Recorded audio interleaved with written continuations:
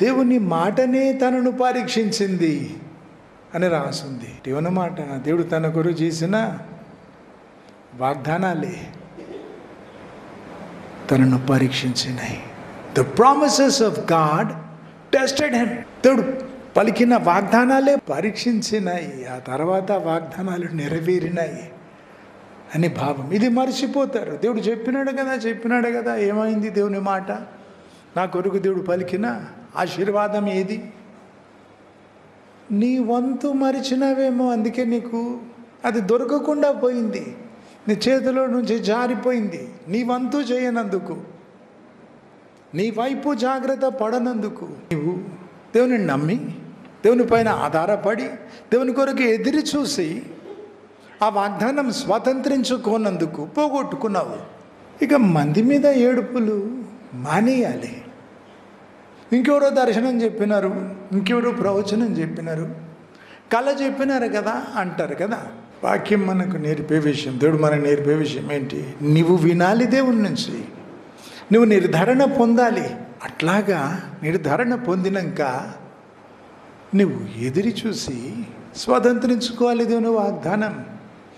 దేవుడు నీకు పెట్టిన పరీక్షల్లో నెగ్గి ఈ రీతిగా దేవుని వాగ్దానాలు నెరవేరుతాయి. ఒకరు ప్రవచించినప్పుడు మిగతా వాళ్ళు వివేచించాలి అని రాసింది కదా. సరే, ఆ ప్రవచించిన వారు ఎంతటి వారైనా తప్పక వివేచించమన్నాడు కదా దేవుడు.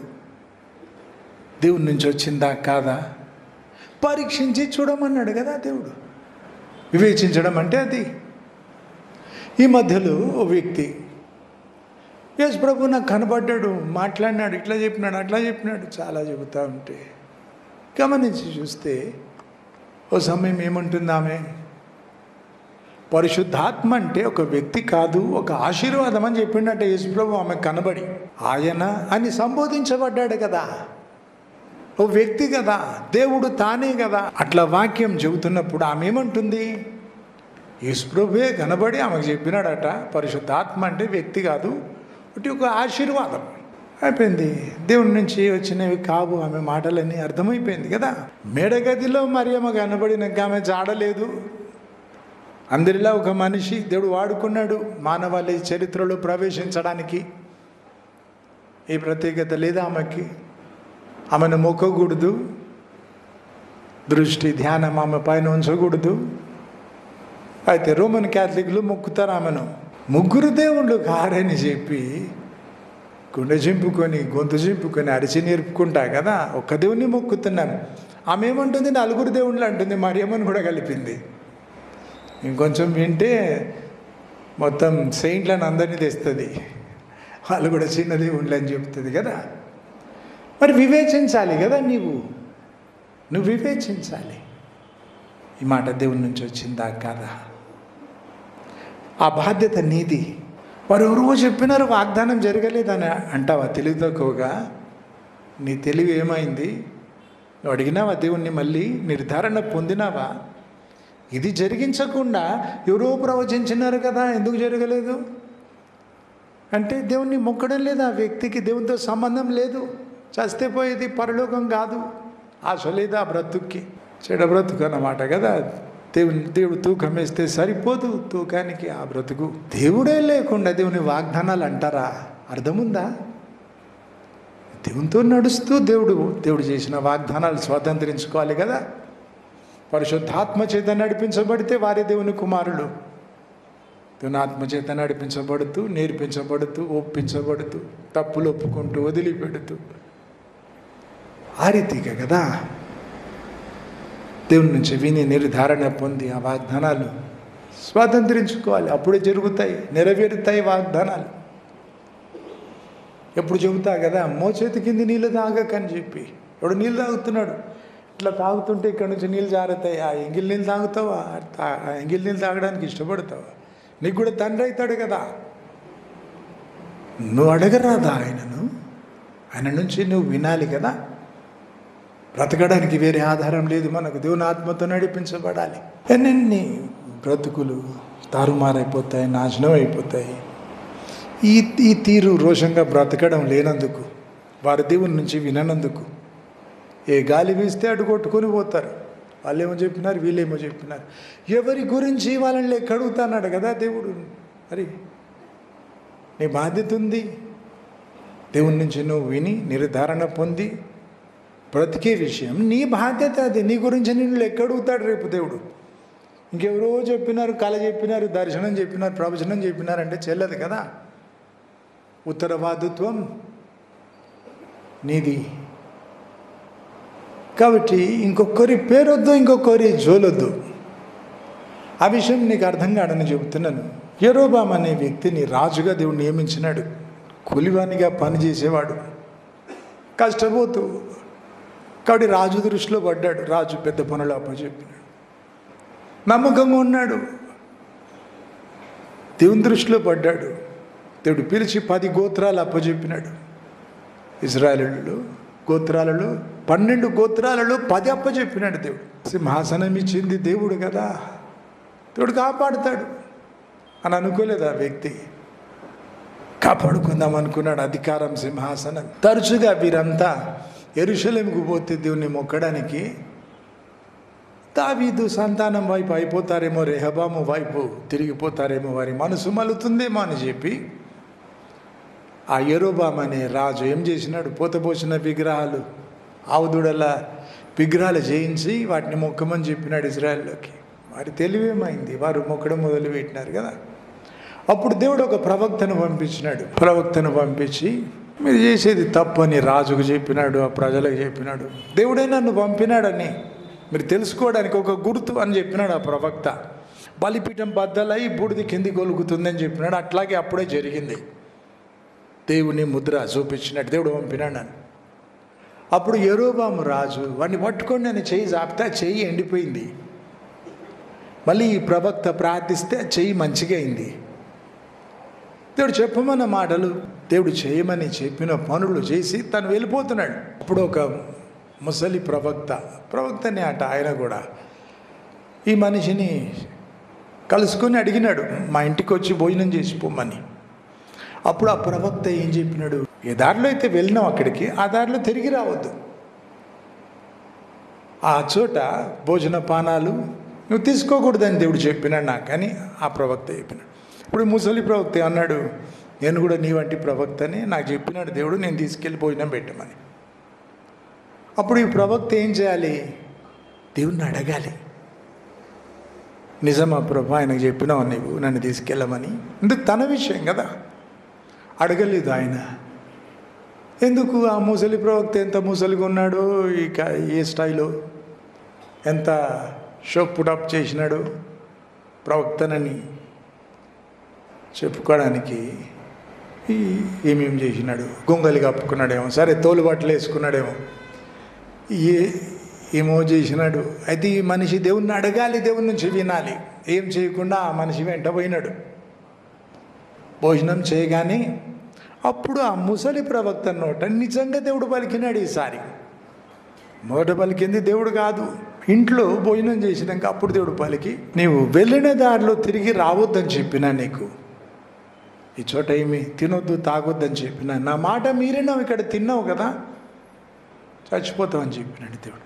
అట్లాగే జరిగింది. వెళ్తుంటే సింహం చంపేసింది ఆయనను. చంపితే తినాలి, గాడిద ఉంది దాన్ని కూడా చంపాలి. లేదు, సింహం కావలి నిలిచింది. ప్రవక్త శరీరం తినలేదు, గాడిదను చంపలేదు. అప్పుడు ఈ ముసలి ప్రవక్త పోయి ఆ ప్రవక్త శరీరం తెచ్చి పాతి పెట్టినాడు. ఇది మనుషులు చేసేది, చంపుతారు, పాతి పెడతారు సొంత మాటలతో. దేవుని మాటలని చెప్పి నువ్వు వినాలి దేవుని నుంచి. నీ ఉత్తరవాదిత్వం, నీ బాధ్యత అది, నీ పూచి అంటారు కదా. నిన్ను అడుగుతాడు దేవుడు. ఒంగోలు ప్రాంతాల్లో నీ పూచి అంటారు. ఎందుకంటే నిన్ను అడుగుతారు, నువ్వే చెప్పుకోవాలి జవాబు అని అర్థం. పూచి అంటే దీంట్లో నువ్వు ఇంకొకరి పేరు ఎత్తడానికి లేదు. ఎవరి గురించి వారిని లెక్క అడుగుతాడు దేవుడు. అభయంతో బ్రతకాలి, లెక్క చెప్పుకునేది ఉంది. దేవుని నుంచి విను, నిర్ధారణ పొందు, అట్లా బ్రతుకు. చదువుతాం కదా క్రొత్త నిబంధనలు. క్రీస్తు నిజమైన పునాది. ఆ పునాది మీద ఒక్కొక్కరు గడ్డితో కడతారు, కర్రతో. కొంతమంది బంగారంతో వెలగల రాళ్ళతో కడతారు. దేవుడు అగ్ని అంటించి చూస్తాడట. అగ్ని పరీక్ష. అప్పుడు గడ్డితో కర్రతో కట్టిన కాలిపోతుంది, బూడిద మిగులుతుంది. బంగారంతో వెలగల రాళ్ళతో కడితే నిలుస్తుంది. అగ్ని పరీక్ష దాటి నిలుస్తుంది ఆ కట్టడం. ఏంటి? బంగారం వెలగల రాళ్ళు ఊరికనే దొరకవు. భూమిలో తవ్వి చాలా టన్నుల మట్టిలో కొన్ని గ్రాముల బంగారం దొరుకుతుంది. బైబిల్ వాక్యం అందరి కొరకు. వాక్యం చదివే వేళ ఒక్కొక్క వాక్యం ఇది నా కొరకు అని ఆత్మలో అనిపిస్తుంది. దేవుడు తన ఆత్మ ద్వారా ఆ వాక్యం నీ కొరకు జీవింపజేస్తాడు. అప్పుడే దేవుడు రాసినట్టుంటుంది. ముట్టుకుంటే ఇంకంటుతుందా అన్నట్టు ఉంటుంది. నీవు ప్రార్థించిన విషయాలకు ప్రత్యుత్తరం కావచ్చు. దేవుడు పలికిన మాట, నీ కొరకు పలికిన మాట, దేవుని వాక్కు. అది వాక్యం అందరి కొరకు, వాక్కు నీ కొరకు. పడవలో 12 మంది ఉన్నారు. యేసుప్రభు నీళ్ళ మీద నడిచి వస్తున్నాడు. పేతురు అడిగినాడు, నువ్వు నడుస్తున్నావు కదా కెరటాల మీద, నేను కూడా నడుస్తా అని అడిగినాడు. రమ్మని యేసుప్రభు అన్నప్పుడు పేతురికి ఒక్కడికి చెందిన వాక్కు, దేవుని వాక్కు. 12 మంది నీళ్ళలో దూకితే 11 మంది మునిగేవాళ్ళు, పేతురు ఒక్కడే నడిచేవాడు. పేతురును రమ్మన్నాడు యేసుప్రభు. అది తన కొరకు దేవుని వాక్కు. కాబట్టి దేవుని వాక్కు ఊరికనే దొరకదు, నువ్వు వెతకాలి. దేవుని వాక్కు కొరకు ఎలియా ప్రవక్త 40 పగళ్ళు 40 రాత్రులు భోజన పానాలు లేకుండా పరుగెత్తినాడు హోరేబు కొండ వైపుకి. హోరేబు కొండ అంటే సీనాయి కొండకి ఇంకొక పేరు, దేవుని పర్వతం అని పేరు. అక్కడ ఆ సీనాయి కొండ మీద పోయి ఒక గుహలో నిలిచినప్పుడు మెల్లనైన దేవుని స్వరం వినిపించింది. తిరిగినాడు, ముగట్టుకొని బ్రతికినాడు, గెలిచినాడు. ఇదివరకు యెజబెలుకు భయపడినవాడు, యెజబెలును కుక్కలు తింటాయని దేవుడు చెప్పమన్న మాట చెప్పినాడు. అహాబు రక్తం కుక్కలు నాకుతాయి ఊరి బయట అని చెప్పినాడు కదా. ప్రవక్తలను నియమించినాడు, రాజులను నియమించినాడు. తన పిలుపులో సాగి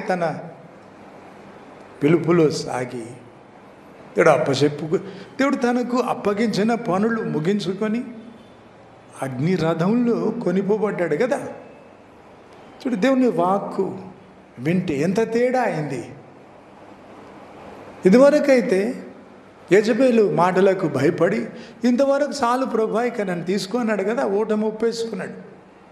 దేవుని వాక్కు విన్నాక మరి తిరిగి తన పిలుపులో సాగినాడు, నిలిచినాడు, గెలిచినాడు. దేవుని వాక్కు ఊరికనే దొరకదు. ఇందాక చెప్పినాను, చాలా వేల టన్నుల మట్టిలో కొన్ని గ్రాములే దొరుకుతుంది బంగారం. వెలగల రాళ్ళు అంతే, ఎక్కడో భూగర్భంలో దొరుకుతాయి.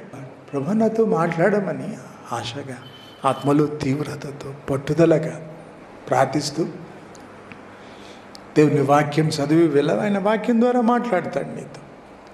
సరే, ఇంకెవరికో కళ చూపించినాడు, ప్రవచనమే పలికినారు, దర్శనమే చూసి చెప్పినారు. అయితే వాక్యంలో నీకు నిర్ధారణ ఇస్తాడు దేవుడు. నువ్వు అడగాలి నిర్ధారణ కొరకు. బంగారమా కాదా తెలుసుకోవడానికి గీట్రాయి మీద గీసి చూస్తారు. నువ్వు 1,00,000 చెప్పు, వినరు. మా నాయన నాకు గిఫ్ట్ ఇచ్చినాడు, నేను దుబాయ్ పోయి కొనుక్కొచ్చుకో. 1,00,000 చెప్పు, దాని మీద గీసి చూస్తాడు. అట్లా చెబుతున్నాను. ఏ రీతిగా స్వరమే వినిపించినాడేమో దేవుడికి చెవులకే. పరిశుల ద్వారా మాట్లాడతాడు దేవుడు. కొన్నిసార్లు శత్రువుల ద్వారా కూడా నాతో మాట్లాడినాడు దేవుడు. వింతగా అపోలో హాస్పిటల్లో 90 ఏండ్ల వ్యక్తి కోమాలో ఉంది. తన పిల్లలు ఒక ఆయన ఐఏఎస్ ఆఫీసర్, ఇంకా వేరే వేరే సైంటిస్టులు అన్ని దేశాల్లో సెటిల్ అయి ఉన్నారు. తల్లి కొరకు అంత రెక్కలు కట్టుకుని వాలినారు. మేమందరం ఉన్నప్పుడు ప్రార్థించాలి అని అడిగినారు. వెళ్ళబోతుంటే మోటార్ సైకిల్ టైర్ పంచర్ అయింది. హెచ్డి మోటార్ సైకిల్ ఉండింది కదా, కూర్చొని అది చేయించుకుంటుంటే ఆ పంచర్ చేసే ఆ పిల్లోడు సడన్గా నా దిక్కు తిరిగి మాడవలికినాడు. నా మనసులో ఉన్న ప్రార్థనకి దేవుడు ప్రత్యుత్తరం ఇచ్చినాడు. ఎవరో తెలియదు నాకు, ముస్లిం పిల్లోని ద్వారా. కొన్నిసార్లు శత్రువుల నోట కూడా ప్రత్యుత్తరం ఇచ్చినాడు దేవుడు. సరే, నీకు అర్థమయ్యేటట్టు చేస్తాడు దేవుడు. వాక్యంలో నీకు నిర్ధారణ ఇస్తాడు. ఆ రీతిగా దేవుడి నుంచి విని నిర్ధారణ పొంది బ్రతకాలి. యోసేపు విషయంలో తను దేవుని నమ్మడం వదిలిపెట్టలేదు. ఇనుము తన ప్రాణాన్ని అంత హింసిస్తున్నప్పుడు అన్నదమ్ములు శత్రువులు అయిపోయినారు. గుండెలు వేసినారు సావాలని, మళ్ళీ తీసి అమ్ముకున్నారు. దాసునిగా పోతిఫరు ఇంట దాసునిగా ఉన్నాడు. ఇంట్లో రాజులాగా యువరాజులాగా ఉన్నాడు కదా. అయితే చెరసాలలో పడ్డాడు చేయని తప్పుకి. ఈ పరిస్థితులన్నిటిలో తను దేవుని నమ్మడం మానలేదు. పూర్తిగా దేవుని నమ్మి దేవుని కొరకు బ్రతుకుతున్నాడు. పోతిఫరు భార్య పాపం చేయమంటే తనతో కలిసి ఏమన్నాడు? దేవునికి విరోధంగా ఈ పాపం చేయను. బ్రతుకుతున్నాడు దేవుని కొరకే కదా. ఈ రీతిగా మన స్థితి, మన స్థలం కాపాడుకోవాలి. దేవునిలో దేవునితో సంబంధం నిలుపుకోవాలి. దేవుని ఆత్మతో నడిపించబడాలి. అప్పుడే వాగ్దానాలు నెరవేరుతాయి. లేకుంటే ఎన్ని వాగ్దానాలు ఉన్నా నువ్వు ఈ జాగ్రత్త నీలో లేకుంటే నెరవేరవు దేవుని వాగ్దానాలు. దేవుడు పరీక్షించుకుంటాడు కూడా కదా. మత్తయి సువార్త 22:14 పిలువబడిన వారు అనేకులు, ఏర్పరచబడిన వారు కొద్దిమంది. నా సేవ ఆరంభంలో నేను ఈ మాట విన్నాను. వ్యక్తి జీవితంలో దేవుడు అద్భుతం చేసినాడు. చాపడానికి సిద్ధంగా ఉంటే కొత్తగా అవయవాలు సృజించినాడు. అప్పుడు లేచి నడిచింది. దేవుడు సేవకు పిలిచినాడు. అడుగులేమంటే ఒక్క అడుగు కూడా వేయడం లేదు. దేవుని పైన తిరగబడుతూ ఉంటే చెప్పినాను. 28 సంవత్సరాల వయసుకు దేవుడు సేవకు పిలిస్తే జాబ్ రిజైన్ చేసిన, బయలుదేరిన 60 ఏళ్ళకి వస్తూ దేవుని సేవ అంటే నువ్వు ఎందుకు భయపడుతున్నావు? ఎందుకు దేవునికి లోబడవు? నీ మొక్కే దేవుణ్ణి మొక్కుతున్నావు, నీ దేవుని భయం ఎందుకు లేదు? దేవుడు చెబితే చేయాలి అంతే కదా. అంటే మీతో పోల్చకండి brother, you are chosen. English వచ్చు కదా, చాలా స్టైల్గా చెప్పాను. You are chosen. దేవుని చేత ఎంపిక చేయబడ్డవాడు. దేవుడు నిన్ను ఏరుకున్నాడు కాబట్టి నువ్వు నీ బ్రతుకు అంత తీరు, రోషం అంత ప్రత్యేకం. మాకు వీలు కాదు అట్లాగాని. అట్లా కాదని ఆమె చెప్పినాను. అయితే కొంతకాలానికి కొన్ని ఏళ్ళు గడిచినాక నాకు దర్శనం దేవుడు చూపించినాడు. మహాశ్రమలు ఉన్నాయి, దిక్కుతోచని పరిస్థితులు, ఇది అంతమనిపించే పరిస్థితులు, మరణాపాయాలు, ఇక హింసలు జరుగుతుంది కదా సేవ ఇప్పటికి. అయితే కళ చూపించిన పడుకుంటే కళ చూపించినాడు దేవుడు. కాళ్ళకు చేతులకు సంఖ్యలు ఉన్నాయి, మెడకు కూడా సంఖ్యలు ఉన్నాయి. కదిలితే సంఖ్యల్లో సవడవుతుంది. అప్పుడు దేవుని స్వరం వినిపించింది. సామాన్య ప్రజల్లో నుంచి నేను ప్రత్యేకించుకున్నానని చెప్పినాడు. నీ శ్రమల్లో ఎవ్వరికి రాని శ్రమలు నాకెందుకు అని చాలాసార్లు అనిపించింది. సరే, కొన్నేళ్ల క్రితం పోలీస్ డిపార్ట్మెంట్లో స్పెషల్ బ్రాంచ్ నుంచి వచ్చి చెప్పినారు కదా. వాళ్ళు ఏమన్నారు? హిందువుల మీద పోట్లాడుతున్నారు, ముస్లింల మీద పోట్లాడుతున్నారు, పోలీస్ స్టేషన్ మీకు వ్యతిరేకంగా ఉంది, పొలిటికల్ లీడర్స్ మీతో పోట్లాడుతున్నారు. ఎక్కడ మేము ఇట్లా వినలేదు. హైదరాబాద్, సెకండ్రాబాద్ చుట్టుపక్కల ఎక్కడ ఏ ఒక్క చర్చికి ఇట్లా ఇంత హింస లేదని చెప్పినారు. నాకు అర్థం కాలేదు. అయితే ఆ కళ దేవుడు చూపించినప్పుడు కొంచెం అర్థమైంది. పరీక్షిస్తున్నాడు దేవుడే నన్ను. చూడు, పరీక్షించుకొని ఏమన్నాడు? సామాన్య ప్రజల్లో నుంచి నిన్ను ఏరుకున్నానన్నాడు కదా. కాబట్టి ఒక ఆమె చాలా స్టైల్గా ఏమన్నది? యు ఆర్ చోజన్, నువ్వైతే దేవుని చేత ఎంపిక చేయబడ్డవాడు. ఆ ఎంపిక వెనకాల ఇంత ఉంటుంది. పరీక్షించుకుంటాడు దేవుడు. శ్రమలు, మహాశ్రమలు, అగ్ని వంటి మహాపరీక్షల్లో దేవుని ఎడల ప్రేమ, నమ్మిక, మనుషుల ఎడల ప్రేమ, హృదయ అంతరంగం ఎరిగిన దేవుడు అన్ని పరీక్షించుకుంటాడు కదా. సహనం, ఓర్పు కూడా, బలమెంత తెలుసుకుంటాడు కదా. పరీక్షించుకుంటాడు దేవుడు. ఆ తర్వాత ఆ ఆశీర్వాదం నీ సొంతమవుతుంది. నీ ద్వారా నా సంఘం స్థాపించుకుంటాను, లోకమంతట సంఘాలు స్థాపించడానికి వాడుకుంటానని దేవుడు చెప్పినాక కొన్ని రోజుల్లో పరీక్షించబడ్డాను. ఒక 10 రోజులైతే మట్టిలో పడున్నా అంతే. మా అన్న వచ్చి పెద్దగా ఏడుస్తుంటే పంపించిన, నీకు అర్థం కాదులే, నేను వచ్చి మళ్ళీ నీతో మాట్లాడతాను, నీకు అర్థమయ్యేటట్టు చెప్పే ప్రయత్నం చేస్తాను, నువ్వే వెళ్ళు అని చెప్పిన. మంచిగా అయిపోయాక తీసుకెళ్ళి ఒక హోటల్లో భోజనం చేయిస్తూ అప్పుడు చెప్పినాను, దేవుడు పరీక్షించుకుంటాడు, దేవుడే సెలవిస్తాడు, మన నచ్చుడు నా దేవుడు జయం ఇచ్చినాడు అని చెప్పిన తర్వాత సంఘం స్థాపించబడింది. ఆగస్టులో కదా సంఘం స్థాపించబడింది. 27 ఏళ్ళు అయిపోయింది. జూన్ జూలై ఆ నెలల్లో అట్లాగా దేవుడు పరీక్షించుకున్నాడు. ఆ పరీక్ష అయిపోయే వేళ చాలా రకాల పండ్లు చూపించినాడు దేవుడు. చాలా రకాల పండ్లు ఒక పళ్ళెంలో పెట్టి ఇచ్చినట్టు. అంటే ఇంకెన్నో కృపావరాలు, ఇంకెన్నో ఆశీర్వాదాలు, కొత్త బాధ్యతలు అప్పచెప్పినాడు దేవుడు. కాబట్టి నువ్వు ప్రార్థించినప్పుడు దేవుని నుంచి వినే వరకు ప్రార్థించు. దానియేలు ప్రార్థన ముగించక ముందే దేవదూత వచ్చి అంటున్నాడు, నువ్వు ప్రార్థన మొదలు పెట్టగానే దేవుడు ప్రత్యుత్తరం ఇచ్చినాడు. నేను చేరడానికి ఎన్ని రోజులు పట్టింది ప్రత్యుత్తరం పొందే వరకు ప్రార్థన ముగించలేదు ఆయన. ప్రార్థించు అట్లాగా. నువ్వు అడిగే ఏ విషయమైనా దేవుని నుంచి వినే వరకు విన్నాక నిర్ధారణ పొందు. నిర్ధారణ పొందినాక నువ్వు గ్రహించు, దేవుని సమయం ఉంటుంది. నువ్వు ఆత్రపడితే పనులు జరగవు. నువ్వు ఆత్ర పెట్టలేవు దేవుణ్ణి. 2 కొరింథీ 6:2 రాసి ఉంటుంది, రక్షణ దినమందు నిన్ను రక్షిస్తా. ఒక సమయం ఉంది, దేవుడు నియమించిన ఒక సమయం ఉంది. అనుకూల సమయములో నీ మొర ఆలకిస్తాను. రక్షణ దినం వచ్చినప్పుడు ఆదుకుంటా నిన్ను అన్న తర్వాత ఇదే రక్షణ దినం అని ఆ చోటు ఉంటుంది. అట్లా ఒక్కొక్క సమయం ఉంటుంది, దేవుడు నియమించిన సమయం. నా చేతగాని మాటలు ఎవరికి నేర్పను కదా. నా జీవితంలో ఈ వాక్యం ఎట్లా జరిగిందో చెబుతాను. ఆత్మల ఐశ్వర్యమా అని దేవుడు అడిగినాక ఆత్మలు కావాలని కోరుకున్నాను. కటిక దారిద్ర్యంలో కష్టపడుతూ మొరపెట్టుకున్న దేవునికి, దయచూపు నా పైన ఆదుకున్నాను అని. అప్పుడు ఉపవాసాలు చేస్తూ ఉంటుంది దేవుడు. ఇక ఉపవాసం చేయొద్దని చెప్పినాక ఆపినా కదా.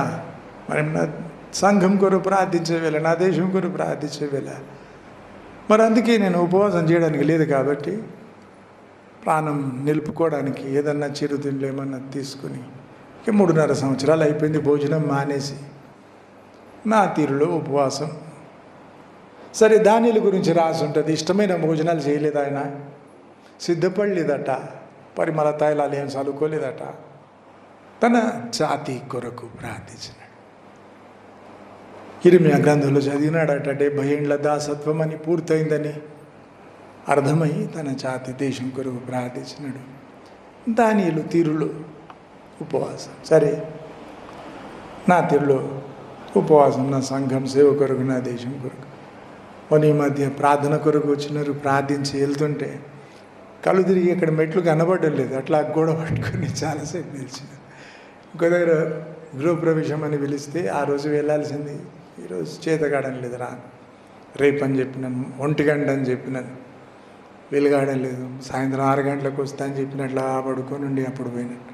అట్లాగా అప్పుడు ఉపవాసం చేస్తున్నాను. 7 రోజులు ఉపవాసం ప్రార్థన అయినాక మంచి ఈ చెవులకు దేవుని స్వరం వినిపించింది, దీవిస్తా నేను తప్పకుండా, అయితే నువ్వు చెప్పినట్టు కాదు, నా తీరులో దీవిస్తా అన్నాడు దేవుడు.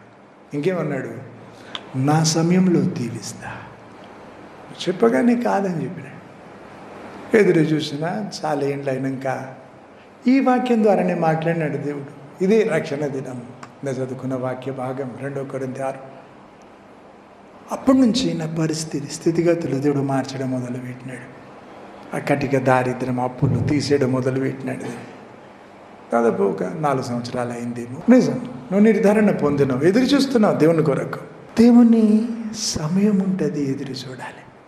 ఆత్రపడితే అప్పుడు కూడా పోగొట్టుకుంటావు. యెహోషువ 21:45. యెహోషువ ఏమంటున్నాడు, దేవుడు చేసిన వాగ్దానాలలో ఒక్కటి కూడా నీళ్ళను పడలేదు, ప్రతి వాగ్దానం జరిగింది. ఇది దేవుని వ్యక్తిత్వం, ఇది దేవుని తీరు. దేవుడు పలికినాడా జరిగిస్తాడు. చేతనైన దేవుడు, సమర్థుడు కదా, పలికిన మాట జరిగించుకోవడానికి సమర్థుడు ఆయన. కాబట్టి జరగలేదు అంటే తప్పు నీది, మనుషులను నిందించకు, దేవుణ్ణి తప్పు పట్టకు, నీ తప్పు ఉంటుంది. 2 కొరింథీ 7:1. ఇంత గొప్ప వాగ్దానాలు మనకున్నాయి. రక్షణ దేవుడు ఇచ్చినాడు, మనకు నరకం తప్పించినాడు, పరలోకం చేరేది ఉంది, వాగ్దానాలు ఉన్నాయి మనకు. అవి పొందుకోవాలంటే ఏం చేయాలట? పవిత్రపరచుకోవాలట మనల్ని. మనం ప్రాణం, ఆత్మ, శరీరాలకు తాకే కాలుష్యాలు మనల్ని తాకకుండా, అపవిత్రపడకుండా ఇంకా పవిత్రపరచుకోవాలి. ఇది మన వంతు, మనం జరిగించే పని. వాగ్దానాలు స్వతంత్రించుకోవాలంటే, అవును రక్షించినాడు, నరకం తప్పించినాడు దేవుడు. నువ్వు ఇష్టం వచ్చినట్టు బ్రతికితే పరలోకం చేరవు కదా. దేవుని వాగ్దానం ఉంది, అయితే నీకు అందదు, పోగొట్టుకుంటావు. ప్రాణం, ఆత్మ, శరీరాలను పవిత్రంగా కాపాడుకోవాలట. పరిశుద్ధతలో పరిపూర్ణులం కావాలట. దేవుని భయంతోనట. వాళ్ళకంటే బాగున్నాను, వీళ్ళకంటే బాగున్నానని మురిసిపోయేది కాదు. పరిపూర్ణత ఆశపడ్డాడు దేవుడు. పరిశుద్ధతలో దేవుని భయంతోనట. మంది కొర చేసే పని కాదు, నీ చేతనైనంత తోచినంత చేసేది కాదు. దేవుని భయంతో అంటే దేవుడు నీ నుంచి ఆశపడే అంత, దేవుడు నీ నుంచి కోరి అంత. 2 కొరింథీ 1:20 వచనం నుంచి 22 వరకు దేవుని వాగ్దానాలన్నీ కూడా క్రీస్తులో అవును ఆమెన్ అని రాసు. ఇంత చేసినాడు దేవుడు మన కొరకు. దేవుని మార్గాలలో నిన్ను నిలబెట్టేది దేవుడు. అందుకొరకు ఆత్మతో అభిషేకించినాడు, తన ముద్ర వేసుకున్నాడు నా చెందిన వాళ్ళని చెప్పి. పొందబోయే స్వాస్థ్యానికి సంచకరులాగా అడ్వాన్స్ పేమెంట్ లాగా 10 లక్షలకు పొలం అమ్ముకున్నాం, 1 లక్ష అడ్వాన్స్ ఇచ్చినారు. 1 లక్ష నీదే, 9 లక్షలు కూడా వస్తాయి నీకే. పొందబోయే స్వాస్థ్యానికి సంచకరు కూడా ఇచ్చినాడు దేవుడు, అడ్వాన్స్ పేమెంట్. అంటే పరలోకం ముందు రుచి భూమి మీద దేవుడు మనతో నివాసం, మన ఆత్మలో మనతో. ఇంత పొందినాక కూడా జాగ్రత్త లేకుంటే పోగొట్టుకుంటాం. పరిశుద్ధాత్మను పోగొట్టుకుంటాం, ఆ దేవుని వాగ్దానం పోగొట్టుకుంటాం, రక్షణ పోగొట్టుకుంటాం, పరలోకం పోగొట్టుకుంటాం. వీలున్నది భయముతో, వణుకుతో మీ స్వరక్షణ కాపాడుకొని కొనసాగించుకోమని రాసింది కదా. అందుకే మన వంతు ప్రయాస ఉంది. హెబ్రీ 6:13 దేవుడు అబ్రహాముకు వాగ్దానం చేసినప్పుడు ప్రమాణం చేసినాడు. అవసరం లేదు, దేవుడు పలికితే చాలు కదా. మనుషులు నమ్మాలని, మనుషులు ఆయన నమ్మకపోతే ఆయనకి ఏం తక్కువ అవుతుంది? ఆయన దేవుడు కదా, కానీ ఎంత తగ్గుతాడు. నీ సాత్వికం నన్ను గొప్ప చేసింది ప్రభు అని కీర్తనలు 10 చదువుతాం కదా. అంత గొప్ప దేవుడు తగ్గుతాడు వాళ్ళని చేరుకోవడానికి. ప్రమాణం చేసేది అవసరం లేదు, ఆయనకు అవమానం కదా. ప్రమాణం చేసేప్పుడు ఏమంటారు? అమ్మతోడు, నాయనతోడు, ఎవరినో తోడు తెచ్చుకుంటారు మనుషులు. వాళ్ళకంటే పెద్ద విషయం, వాళ్ళకంటే గొప్ప వ్యక్తులు. దేవుని కంటే గొప్ప విషయం లేదు, దేవుని కంటే గొప్ప వాళ్ళు లేరు. కాబట్టి దేవుడు ఏమన్నాడట? నా తోడు అని ప్రమాణం చేసినాడట. చూడు, వాగ్దానం చేస్తే దేవుడు తన వాగ్దానం గురించి ఇంత జాగ్రత్త పడతాడు, ఇంత విలువ ఇస్తాడు. నా తోడు అని ప్రమాణం చేసినాడు దేవుడు, జరిగించినాడు ఆ వాగ్దానాలన్నీ. అప్పుడు అబ్రాహాం ఏమన్నాడు? నాకు ఎటు తెలుసు, ఏం గ్యారంటీ అన్నాడు. అట్లాగా అని దేవుడు అన్నాడు, నీతో నిబంధన చేస్తా అన్నాడు దేవుడు. నిబంధన అంటే గతంలో బ్యాంక్ అకౌంట్లు లేవు కాబట్టి పశువుల గుంపు మంద ఎంత ఉంటే అంత గొప్ప. కాబట్టి మన అగ్రిమెంట్ చేస్తే ఇల్లు పొలం అమ్మినారయ్యా, నువ్వు మాట తప్పితే నీ పశువులన్నీ ఇట్లయితే అని ఒకరినొకరు బెదిరించుకోవడానికి పశువులను కోసి సగం సగం పెట్టి మధ్యలో నడిచేవాళ్ళు పశువులు పక్షులు. నీ ఆస్తి అంతా పాడవుతుంది నువ్వు మాట తప్పితే. దేవునికి అవసరం లేదు, మొత్తం విశ్వం ఆయనది, ఆయన మాట తప్పడు. ఆయనను భయపెట్టేది వీలు కాదు, ఆయన నిబంధన చేసేది అవసరమే లేదు.